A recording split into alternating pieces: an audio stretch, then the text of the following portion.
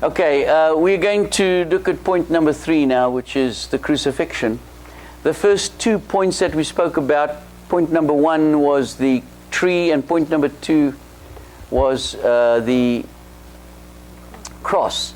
And we looked at them from a spiritual point of view. So now I'm going to ask you to come away from that, and now we're going to look very much at the physical crucifixion. I just want to give you some background so that you can go home and understand what a crucifixion was really like in those days. And then, of course, we've already looked at the spiritual side. So let's just wrap it up, shall we? From about 300 BC, 300 years before Christ, crucifixion was a method for punishment for the wicked. This was one of the most used ways of punishing a criminal.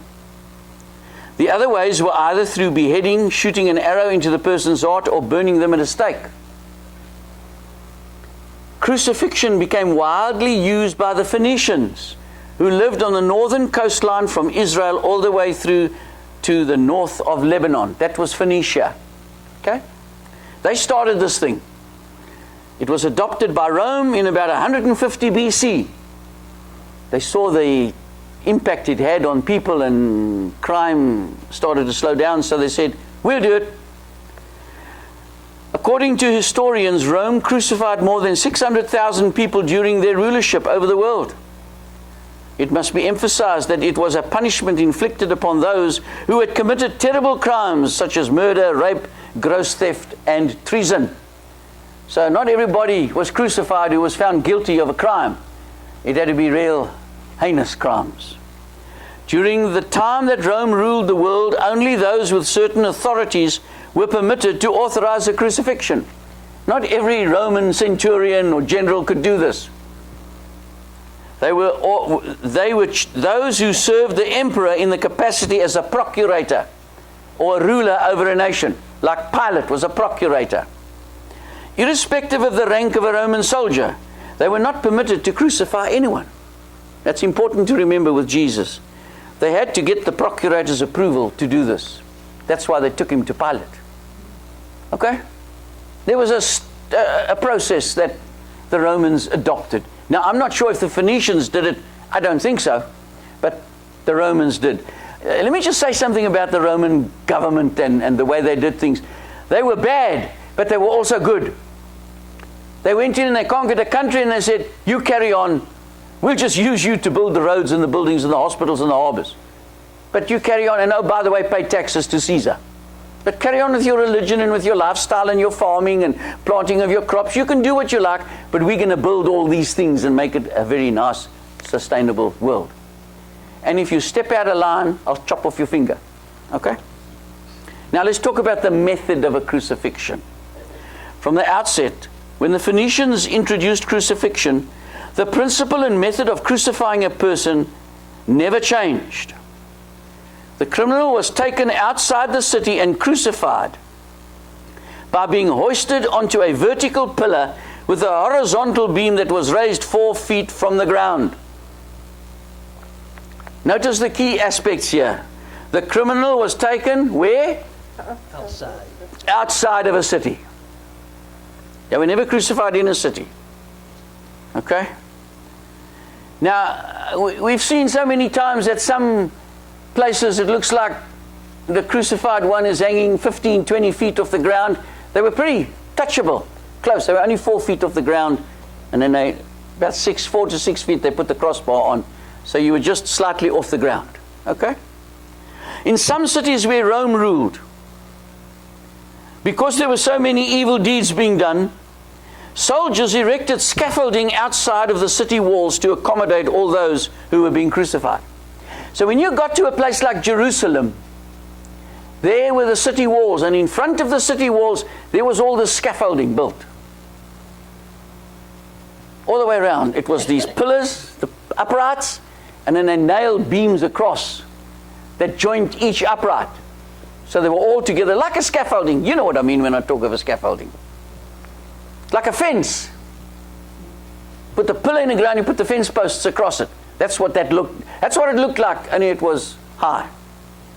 The scaffolding consisted of vertical tree trunks buried about 5 feet into the ground. And to support these, horizontal beams were constructed to steady the scaffolding, like a fence, okay? That's what we're talking about. So you go 5 feet down with a pole into the ground, and you go probably the best part about 6 to 8 feet up. Sorry, it would have had to been more, because you were 4 feet off the ground where they nailed the feet to, 4 feet above the ground. In Israel, here we go, Brother Larry, pine trees were popular, and we are told that most of the scaffolding consisted of pine tree trunks with cross beams from pine branches to steady it. Now, guys, you better understand something with this. This was nothing fancy, polished and planed down and smoothed out and got a figure of paint. They went down and they chopped trees down. And they said, okay, this tree, it'll make a good vertical pole.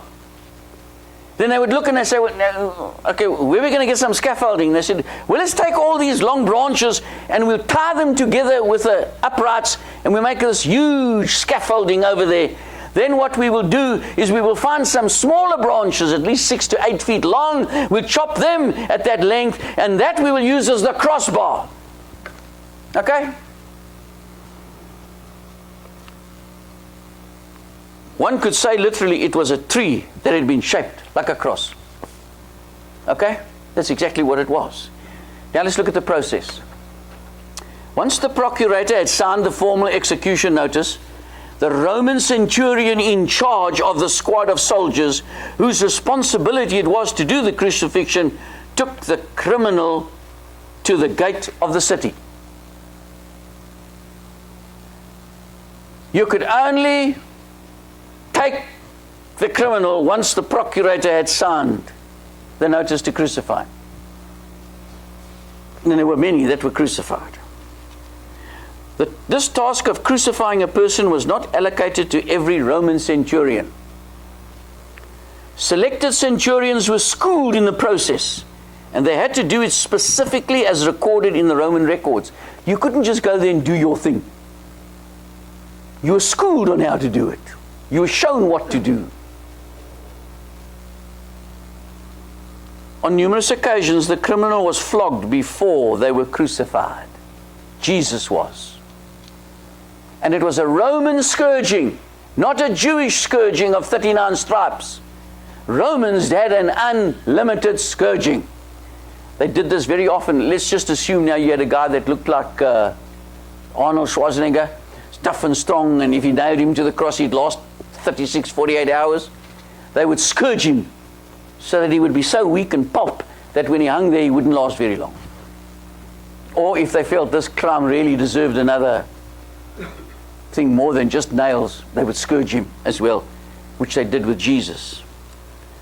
This was normally done when punishment inflicted was elevated, and it also gave the criminal a shorter lifespan on the cross. That's why they scourged him. When the centurion and the squad reached the gate of the city, they would attach a placard around the criminal's neck telling the people of the punishment for which they will be crucified. Remember what Pilate did? He wrote the note. And what did it say? King of the Jews. In 3 languages. Now, you want another nugget very quickly when you search for the nuggets? Okay? Here's a nugget. Remember when Jesus was before the Sanhedrin and Caiaphas? They mocked him and blasphemed him and lied about him. And then Caiaphas says, come here. And Jesus stands before Caiaphas. Caiaphas asks him this question: are you the Son of God? Caiaphas asked the question, are you the Son of God? Jesus said, yes. And then they took him away. When he stands before Pilate, Pilate's from a pagan religion. He's not interested in the Jewish religious thinking. He turns to Jesus and he asks Jesus this question: what? Are you the King of the Jews? Not are you the Son of God. Are you the King of the Jews? Son of God is Jesus' divine inherent title and who he is. And he's asked by the highest religious man in the whole of Israel, tell me, are you the Son of God? And Jesus said, yes. And then he goes to the highest ruling man in Israel who's governing everything, the procurator, and Pilate asks him, not are you the religious divine Son of God, but are you the King of the Jews, Son of Man? And Jesus said, yep.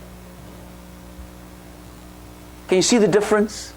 Son of God, Son of Man, coming into the full place of going to Calvary's cross. So when they reached the gate, Pilate said, yeah, put this around his neck. Then on the shoulder of the criminal, they would place the crossbeam. I didn't know that. I thought it was already up there. No. I had no idea. Okay. They had the weight of the cross thing to pick up when they tried to... They would carry it to the gate. Now, I'll explain that if I get the time a little bit later. But in essence, what I'm saying here is Jesus was dragged because he'd been whipped, he'd been scourged. And they dragged him to the gate. And when they got to the gate, the centurion who's in charge, who had a bag here with a hammer and nails in it, and he turns and he says, where's the plaque? And they hung it around his neck. And they said, okay, bring the beam. Now when we see the beam, we normally see it like this, right? This way. They didn't do that. They put it this way.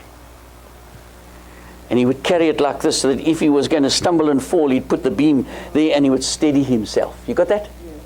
And then the Roman soldier would pick it up. There was one time when Jesus was walking that the beam was so heavy on him that he stumbled and he grazed his knees. He fell to his knees, the Bible says. And then they lifted him up, and when they did that, he couldn't carry it anymore. And then the Roman soldier said, I can get this thing over with. And he grabbed Simon of Cyrene, you remember? And he said, you carry his beam. And Simon put it on him, and he carried it to Golgotha. Now, I said a question. Yeah, You said that some criminals were flogged. scourged. Same thing. It's the same thing. Same thing. Scourged or flogged is the same word. Okay? It would be tied around his neck and shoulder. Tied around his neck here and over his shoulder, so that the beam was this way. And rested on one of the shoulders with the front point of the crossbeam pointing towards the path the criminal was walking.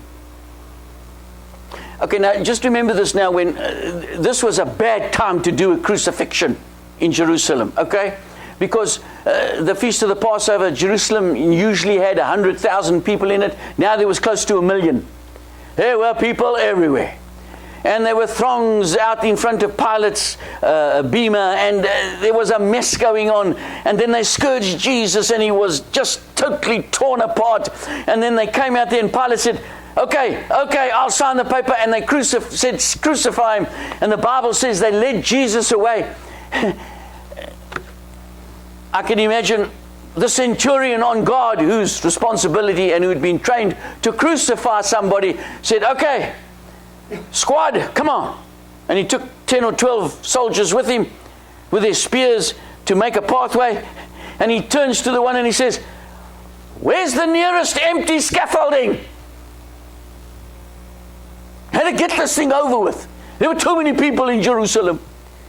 I can hear one of the soldiers saying, Centurion, it's out here past the stables, past the dung heap. There's a little hill over there. There's some empty ones over there. He said, get him out there quickly. Take him away from the crowd. And they took Jesus to the gate, and people followed. For two reasons. One, they were heartbroken.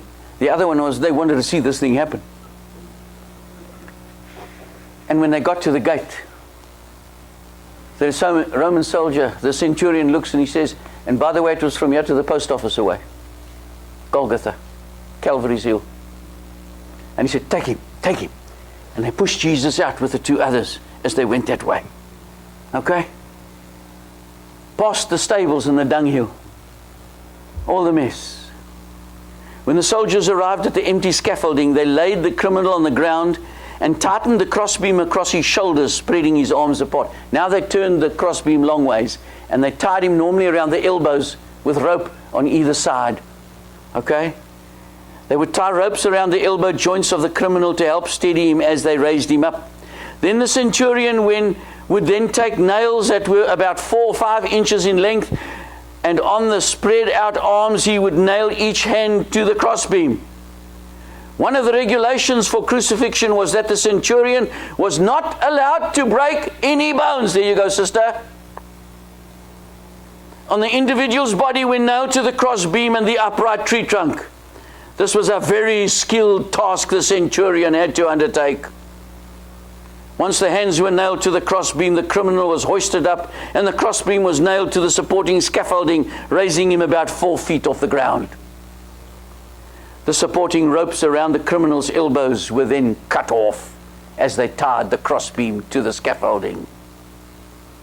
When the crossbeam was firmly nailed to the scaffolding, the centurion would then take the criminal's feet and nail them to the upright tree trunk. On the upright there would be a small ledge for the criminal's feet to rest on. It was onto this small ledge that the centurion would nail their feet. Once this process was completed, the soldiers returned to the barracks. There was no need to watch or protect the criminal. They were always crucified with the fullest intention that they would die on the cross. In Jesus' case, they stayed at the foot of the cross because there was such a commotion going on. And they needed to post a guard.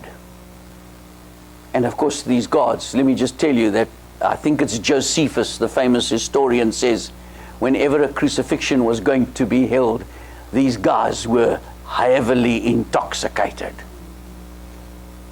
They were drunk. And they really struggled to really focus on what they were doing. Now the centurion, he had to be pretty sober. But the rest, they sat down and they had lots, and they were drinking and they were playing around Jesus, this foot of his cross, and they drew lots for his robe. While they were there, Jesus was undergoing the last 6 hours. Let's talk about the death process. The criminal on the cross died from suffocation. The real big word is asphyxiation. Got that? You can't breathe anymore. The individual could not, because of the pain in the nails, from the nails, the individual could not hoist themselves up and down, and therefore oxygen was unable to enter their lungs. In many cases, because the individual was a strong man, suffocation could take and last as long as 12 to 18 hours. In most cases, it did not last more than 8 hours. The agony the criminal endured from the pain of the nails in their hands and feet stopped the criminal from trying to hoist up the torso, and as such fluid entered their lungs, causing them to suffocate to death. This, coupled with pain and exhaustion, was the physical torment and punishment inflicted upon the criminal's body until they died. However, the real purpose for the crucifixion was to do the following. Here we go, Mike. You said this earlier on. It was the most shameful method. It was done where everyone could look upon the criminal and read the reason for the crucifixion. It was regarded as shameful because those who were crucified were the egregious offenders. It was also shameful because the individual, as they were hoisted onto the cross, they were stripped of all the clothing and were entirely naked as they hung on the cross. Now close your eyes for a minute and see Jesus on the cross.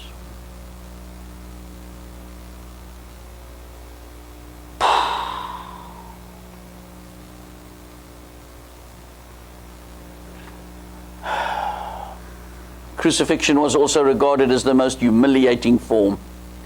Anyone sentenced to hang on the cross was made to be a curse for mankind.